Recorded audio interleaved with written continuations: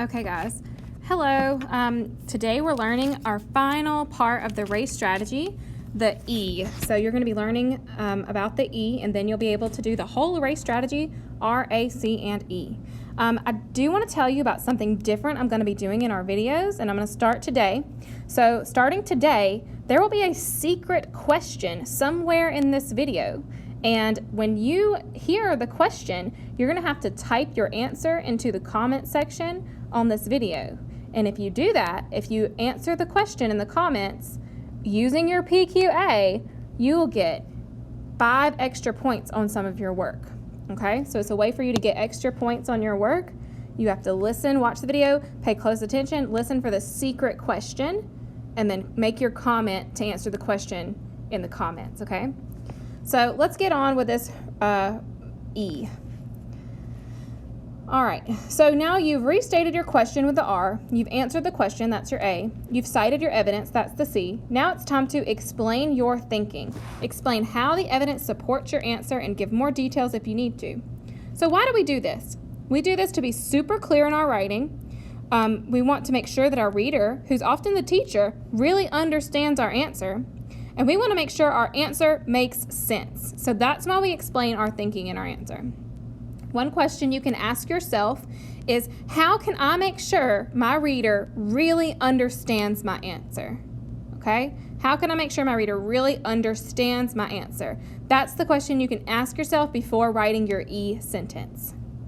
Well, so let's look at some examples. I've got the same passages from last week, except for I've uncovered the E because that's what we're working on. And this first one here is the one about South Florida. So I'm just going to read it out loud to you. South Florida is an exceptional vacation destination. However, it takes some planning to avoid the heaviest crowds and most uninviting weather. First, remember that South Florida is hurricane country. From June 1st to November 30th, you're in the hurricane crosshairs. Second, it's a popular spring break spot. Breaks vary, so spring break season runs anywhere from February to April. Avoid these months if possible. Of course, school's winter breaks stretch across December and January, so it may be busy during that time as well. More importantly, it would be too cold to enjoy the outside. Knowing these details will help you pick the perfect time to visit this exciting destination. What's the best month to visit South Florida to avoid weather and heavy crowds? This is our written response question here. We were given a passage to read and a question to answer about the passage that we have to write a little paragraph for. Now, that's how we know it's time to use our race strategy. So I've already got the R and the A sentence here. The best month to visit South Florida is in May. So notice that I've used some of the words from the question. The best month to visit South Florida, the best month to visit South Florida. That's me restating my question and my answer. I turned the question into a statement, and then I answered it. I said May. Okay? That's my answer. So that's my R and the A. And then I say, according to the author, other months are either busy, cold, or hurricane season. So that is my C. I cited it. I said, according to the author, so my reader knows where I found my information from. I found it in the passage the author wrote. And then my text evidence here, other months are either busy, cold, or hurricane season. So I could even go up here. I could underline all that text evidence. So I know. Okay? So now I'm just trying to ask, what else could I say to make sure my reader really understands my answer?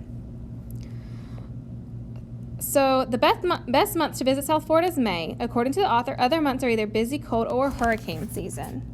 So I'm going to go back to my question a little bit, and I'm going to say, my pen's kind of messed up. Hang on. Okay. If you want to avoid bad weather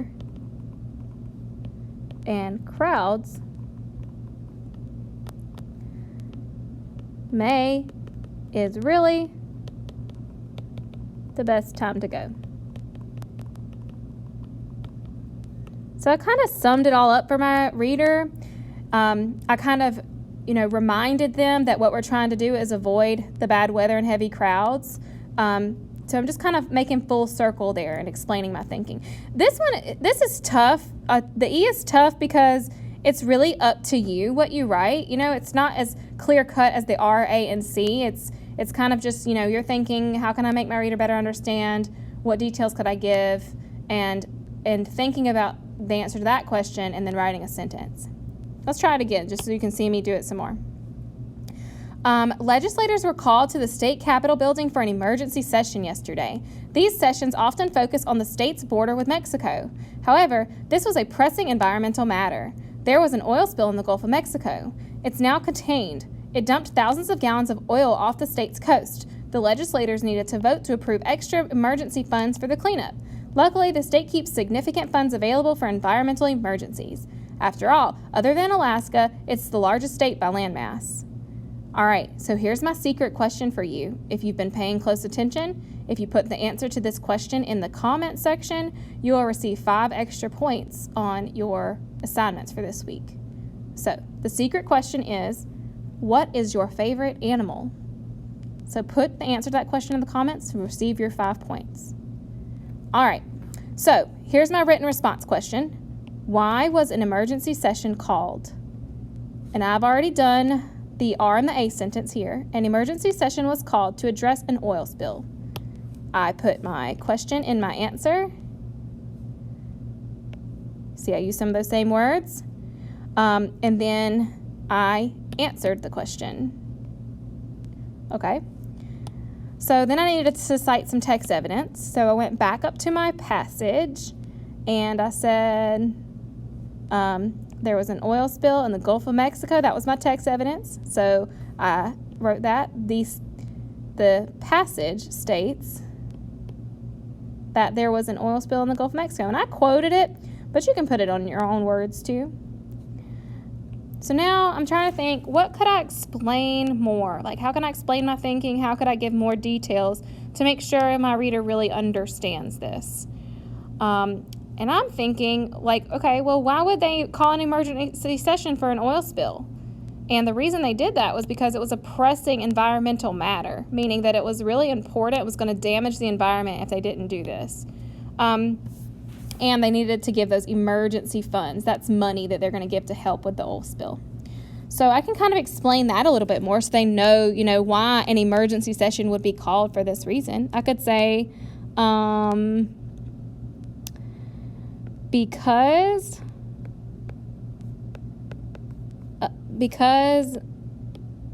the oil spill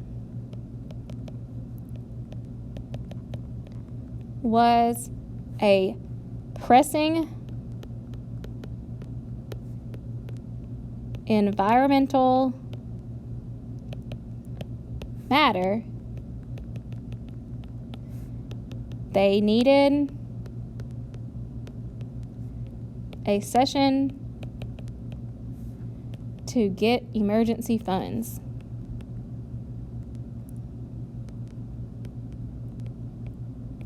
This is a tough one, I'm not going to lie. But you see how I gave more details from the passage to further explain my answer there? That's the E, okay?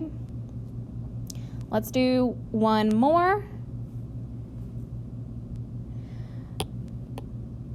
When he was interviewed before his exhibit at the National Museum, the artist seemed very grateful for the attention. The artist's life is difficult, he said. It's isolating. You can sometimes spend weeks alone with a big hunk of rock as your only companion. Then you pick up a hammer and chisel and you chip away at this companion. You do so to hopefully reveal something more beautiful hiding inside of it. The artist's massive granite pieces will be on display through April. And our written response question is, what kind of artist is being described? So I've got my answer here. The artist being described is a sculptor.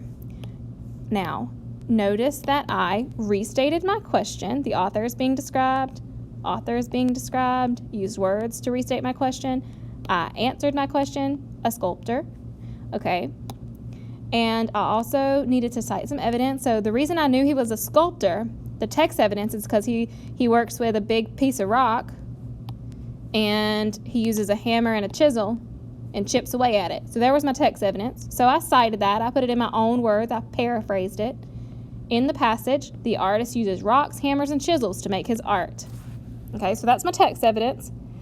So now I'm thinking, so I've got restated my question, check, answered the question, check, cited evidence, check.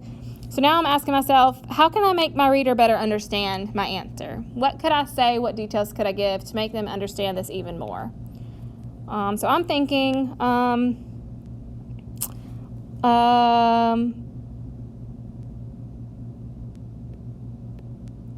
since sculptors